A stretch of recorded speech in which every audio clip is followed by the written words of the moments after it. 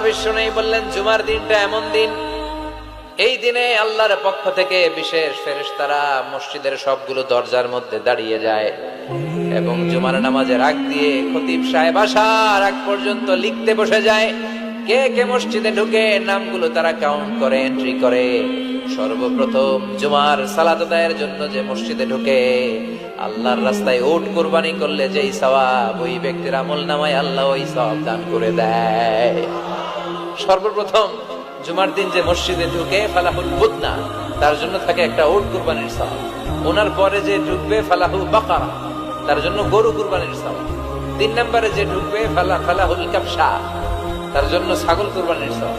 4 নম্বরে যে ঢুকবে তার জন্য ফালাহু আদ-দাজাজা, মুরগি কুরবানির সওয়াব। 5 নম্বর। এরপরে ইমাম সাহেব যখন খুতবা দেওয়ার জন্য চলে আসে, ফেরেশতারা বসে যায়, খুতবা শুনতে শুরু করে, সুবহানাল্লাহ পড়ে। তাহলে এই জুমার দিনের আলাদা সিগনিফিকেন্স